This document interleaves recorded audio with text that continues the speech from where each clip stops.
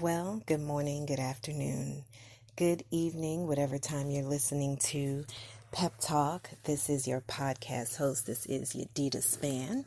I am a mom, a motivational speaker, and an author of a book entitled Don't Give Up that's on Amazon. Got some different things coming out to you as well. I am an advocate for parents of children who may have a medical disorder, epilepsy in particular. And so I want you to also look out for a new podcast that's coming out entitled Unapologetically Purple. I'm going to have some epilepsy episodes on there because I think it's important to talk about that as well. And so how are you today is what I want to know. How are you? How are you feeling? How are you doing? How's life? How's your family? All that good stuff. I decided to come on today because I wanted to talk to you about tears and about crying. It's so interesting that a lot of times we try to fight back our tears, especially if they want to flow at a time when we're in the midst of strangers, or maybe we're not, right? Maybe we're someplace where we're worshiping God and we're just like, I don't feel like crying today, and we want to fight those tears. Or maybe you're someone who was told you needed to be strong and crying is for weaklings, and especially if you're a man, don't cry, man, come on, man up, and different things like that.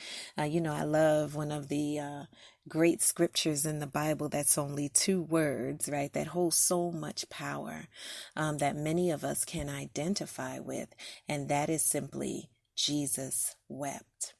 Jesus wept.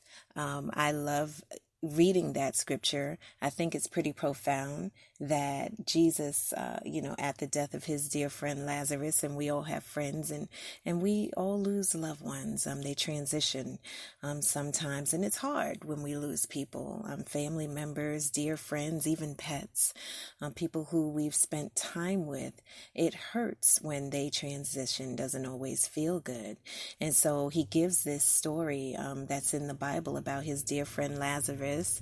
He was friends with his sisters also, Mary and Martha, and they used to kind of hang out together. He would go over to their house or, spend time, eat, all that good stuff, probably laugh it up a little bit. And he goes on his journey because, he's doing his thing for God, his Father. He's, Jesus Christ, God in the flesh. And so he goes and he's doing the mission. He's traveling. Some people travel on business or different things like that. And then you get a phone call, right? Hurry up, get back here, or whatever it is. Only to find out sometimes you may not make it back in time. And then all of a sudden, like the guilt starts to come in. I should have been here. Why didn't I get back here sooner? Whatever it is. And in those moments, it's almost like we tend to forget about the years that we spent with this person, fellowshipping and knowing them, spending time with them, laughing with them, and maybe even, I don't want to say getting on their nerves, because I say we shouldn't get on each other's nerves, but, getting a little upset and frustrated, having you little moments where I'm not talking to them no more, and then all of a sudden you turn around and of course you're talking to them again. Or maybe you didn't talk to them before they passed away, and then that guilt starts to come in and all of those things. And of course we weep, we cry, even if we haven't seen that person in a long time. When there is loss, we feel these emotions, a floodgate oftentimes of emotions that make us super duper sad. And we do cry. And so the thing was that it didn't even say Jesus cried. It said he wept, which is, even going to a different level. You know how it is, like sometimes you can shed a tear and you're like, oh, let me wipe that tear away. Okay, there's 2. Let me wipe them away.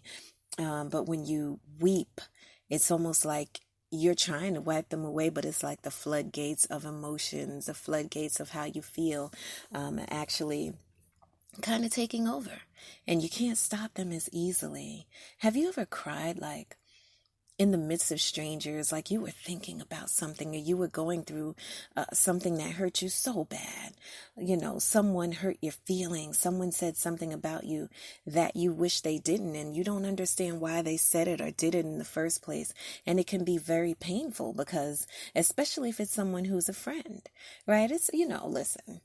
If somebody who you're not really close with hurts you, yeah, that hurts too, but that's a different kind of hurt. I think we get more angry, more mad sometimes. And then again, when people who are close to us, we get angry, we get mad also because we're kind of like, I didn't expect that from that person. I never thought they would have said what they said or did what they did. I thought that they would have, stuck up for me, but instead they, like others, have turned their backs on me and they're ratting me out, talking about me like a dirty dog, right? Nobody likes that. And it can cause us to be angry. It can cause different emotions to start to come up that sometimes we may not have even known were there, or maybe we never felt that we would feel that way about that person. And so we cry about it. We weep about it. We weep about all types of different kinds of loss. We weep about when we find ourselves, trying to figure out how in the world are we going to have enough money to take care of our family, or to pay the bills. Or some of us, have gone through times when we were like, okay, if I pay the light bill, let me think now. If I pay the electricity, at least we'll have electricity. But then again, I need to get to work. Or then again, I need to take my child or pay for daycare, which can be quite expensive, right? Childcare can be very expensive, especially when you're really trying to do everything you feel by yourself, just trying to make it happen, trying to figure it out. Well, when these things happen, you certainly need a pep talk, right? You kind of need to hear a word of encouragement. And yes, I'm going to say this. Yes, I'm a believer. I love God. I'm so glad that He loves me in spite of me, right? In spite of my faults, in spite of my rejecting Him. But He does. That's so awesome about Him. And so there are moments, when you need a word of encouragement.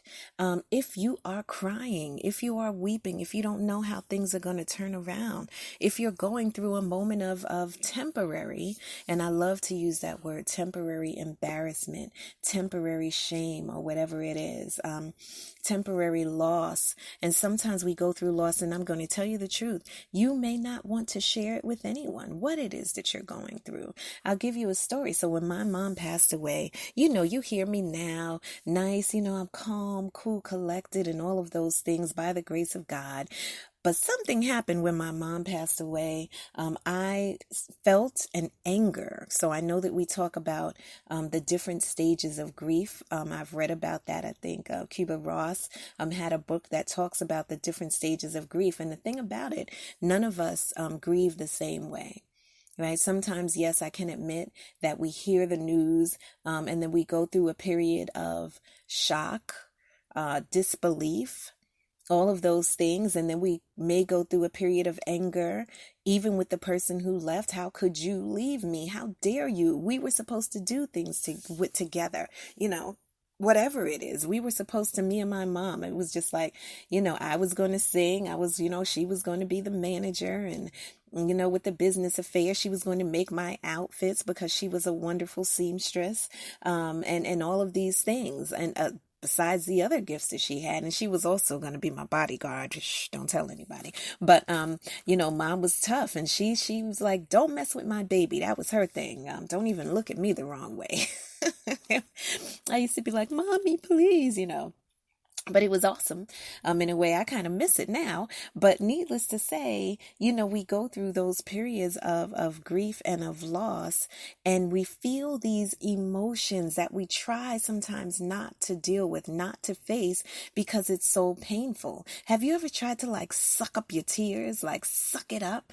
I'm not going to cry now. I don't want to do this. And then all of a sudden you were like, well, I can't stop it, right? You couldn't stop it because the emotions were so great and you needed to release, right? And so, yeah, so it's just like that. So I think about the whole thing with mom, when mom passed away, and I got so angry. When I say I was angry, let me tell you how angry I was. You want to know how angry I was?